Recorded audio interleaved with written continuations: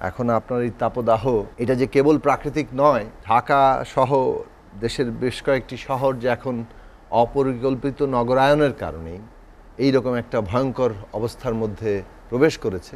নিজেকেই নিজে খেয়ে ফেলার মতো, মানে যে শহরে থাকে সেই শহরটাও খেয়ে ফেলার অবস্থা আমাদের এখানে শাসকরা তৈরি করেছে এবং তার পরিণতি এখন ভোগ করছি আমরা। তো আপাতত তারা এয়ার কন্ডিশনের মধ্যে নিজেদের আশ্রয় নিয়েছে।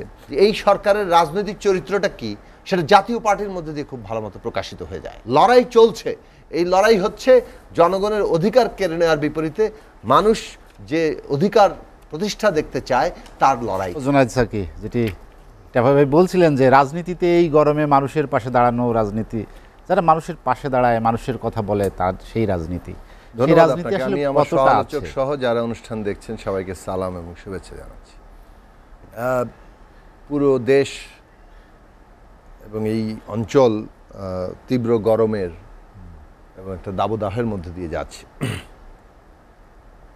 তো তাপদাহ, এখন আপনার এই তাপদাহ কিংবা দাবদাহ যাই বলেন, আমরা তো জীবন্ত একেবারে, বিশেষত সংখ্যাগরিষ্ঠ মানুষের যাদের ওইভাবে এই গরমেও শীততাপ নিয়ন্ত্রিত অবস্থায় থাকার মতো বাস্তবতা নেই, তারা যে কী ধরনের দুঃসহ জীবনের মধ্যে আছেন সেটা আমরা সবাই জানি। এখন এইটাকে একটা প্রাকৃতিক বিষয় হিসাবেই দেখানোর চেষ্টা আছে, কিন্তু এটা যে কেবল প্রাকৃতিক নয়।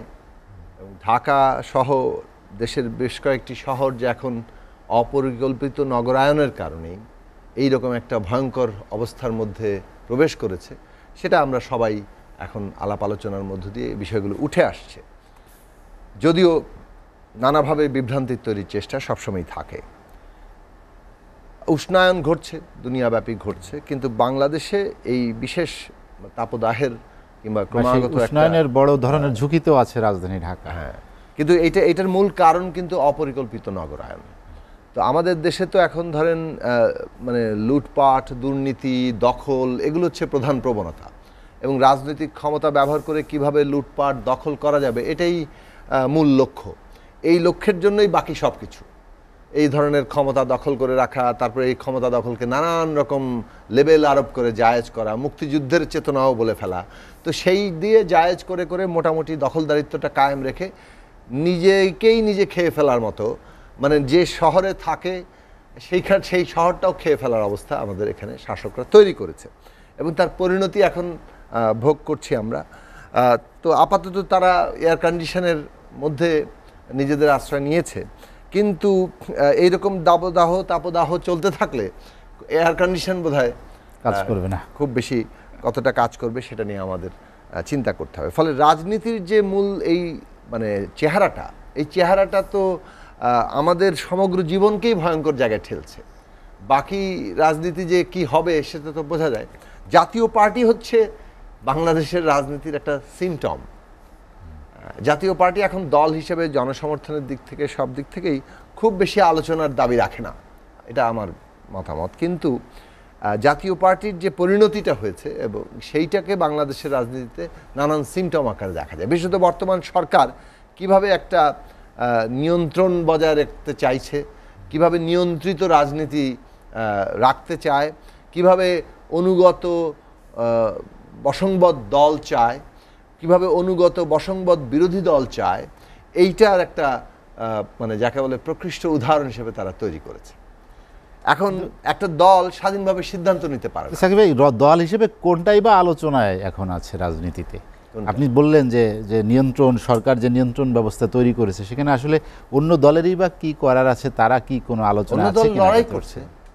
একটা সরকার হাতে রাষ্ট্রযন্ত্র আছে, তার হাতে সেনাবাহিনী, তার হাতে পুলিশ, তার হাতে আইন মানে বিচার ব্যবস্থা, তার হাতে প্রশাসন, তার হাতে মিডিয়া, তার হাতে সমস্ত অন্যান্য প্রতিষ্ঠান। তো একটা রাষ্ট্রশক্তিকে যখন একটা সরকার পুরোপুরি তার পকেটস্থ করতে সক্ষম হয় এবং তাকে জনগণের বিরুদ্ধে কাজে লাগায়, বিরোধী দলের বিরুদ্ধে কাজে লাগায়, সেটাকে লড়াই করে বিরোধী দল কবে জয়ী হবে এই প্রশ্ন আপনি করতেই পারেন। কিন্তু বিরোধী দল তাতে যদি খুব কোণঠাসা থাকে, তাদের উপর দমন পীড়নে তারা যদি খুবই একটু নাজুক অবস্থায় থাকে, এইটা তো আপনি সরকারের কৃতিত্ব হিসেবে দেখতে পারেন না। তাহলে তো সমস্ত পৃথিবীর স্বৈরাচারী গণহত্যাকারীরা কৃতিত্বের দাবি রাখে, আপনি তো তাদেরকে কৃতিত্ব দেন না। কৃতিত্ব দেওয়ার কিছু নাই তো। স্বৈরাচারী শক্তি যারা গণহত্যা চালায়, যারা মানুষের উপর অত্যাচার করে, যারা মানুষকে খুন করে রাষ্ট্রশক্তি দিয়ে, তাদের আবার কৃতিত্বের জায়গাতে দেখার কিছু নাই। বরং যারা লড়াই করছে তারা রাজনৈতিক দল হিসেবে লড়াই করছে, তারা মানুষের অধিকারের পক্ষে লড়াই করছে। তারা বিজয়ী হতে পারছে কিনা এখনই সেটা একটা প্রশ্ন, কিন্তু সেই প্রশ্নে এই জায়গায় কখনোই সিদ্ধান্তে আসা যায় না যে আজকে তারা বিজয়ী হতে পারেনি বলে কালকে তারা বিজয়ী হবে না। কিন্তু সরকার কি করতে চাইছে, সরকার যে রাজনীতির নামে একটা পুরো তার নিয়ন্ত্রিত ব্যবস্থা কায়েম করতে চায়, এক একটা দলকে তামাশার বস্তুতে পরিণত করতে চায় এবং দলগুলোকে এইরকম গৃহপালিত কোট আনকোট, যিনি যে দলের সবাই চেয়ারম্যান তিনি নিজেই বলেছেন যে এই গৃহপালিত বিরোধী দল তারা বানাতে চায় এবং দলকে সেভাবেই তারা বানিয়েছে। তো এইটা হচ্ছে বাংলাদেশের রাজনীতির সিমটম, যেটা বললাম যে এই সরকারের রাজনৈতিক চরিত্রটা কি সেটা জাতীয় পার্টির মধ্যে দিয়ে খুব ভালো মতো প্রকাশিত হয়ে যায়। কারণ আপনি হয়তো সবসময় একটা সরাসরি দেখলেই তাকে ঠিকমতো চিনবেন না, তার ছায়াটার মধ্যে কিংবা অন্যত্র তার চেহারা যেভাবে প্রতিভাত হয় তখন হয়তো তাকে ভালো মতো চিনতে পারেন। আওয়ামী লীগের আসল চেহারা জাতীয় পার্টির মধ্যে যেভাবে প্রতিভাত হচ্ছে সেইটাকে আমরা বুঝতে পারবো যে আওয়ামী লীগ দলটি কোন জায়গায় অধপতিত হয়েছে রাজনীতির জায়গা থেকে। এই ছায়াটা কি শুধু জাতীয় পার্টির উপর পড়েছে কিনা? না, বাকি দলগুলো তো লড়াই করছে। বাকি দলগুলো আমি বলবো যে লড়াই করছে, লড়াই করার মধ্য দিয়েই তারা তাদের ১৭ রকম প্রতিকূলতা মোকাবেলা করে লড়াই করছে। এই ১৭ রকম প্রতিকূলতা মোকাবেলা করে লড়াই করার মধ্যেই তার নৈতিক শক্তির জায়গা। আপনি তাতে সাময়িক পিছু হটতে পারেন, আপনি সাময়িকভাবে আপনার লক্ষ্য অর্জন করতে নাও পারতে পারেন, কিন্তু জনগণ কিভাবে সেটাকে দেখছে সেটা হচ্ছে গুরুত্বপূর্ণ প্রশ্ন। আপনি চিন্তা করে দেখুন, এইরকম একটি সরকার যে পুরো নির্বাচন ব্যবস্থা, পুরো রাষ্ট্র ব্যবস্থা যার পকেটে ঢুকিয়ে ফেলেছে, সেই সরকার এত ধরনের নিয়ন্ত্রণ জারি রেখেছে, এত অর্থের দাপট, এত গুন্ডামির দাপট, তারপরও বিরোধী দলের ডাকে কিন্তু ৯০ ভাগের বেশি মানুষ ভোট দিতে যায়নি। তাদেরকে বিরানভূমি সারা দেশে, বিরোধী দলের ডাকে সারা দেশে বিরানভূমি পরিণত হয়েছিল। ইলেকশনের দিনে আপনার টেলিভিশন দেখিয়েছে কোথাও জনগণের লাইন আছে? সুতরাং এইটা তো বাস্তবতা।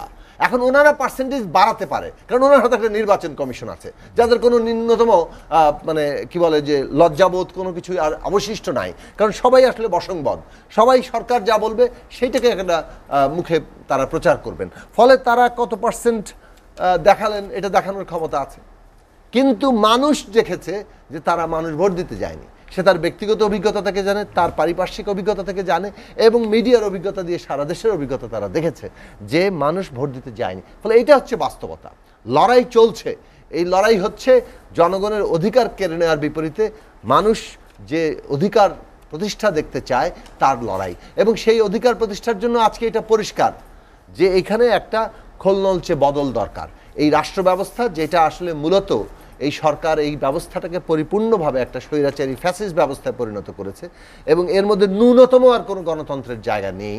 এইটাকে পরিবর্তন করতে হবে মানুষের। কি কৌশলে আমরা করতে পারবো, কিভাবে এটাতে পৌঁছাতে পারবো, সেই লড়াই চলতেই থাকবে যতক্ষণ না পর্যন্ত সেটা আমরা অর্জন করব। ওয়ালটন ফ্রিজ কিনে অনেকের মতো আপনিও হয়ে যেতে পারেন মিলেনিয়াল।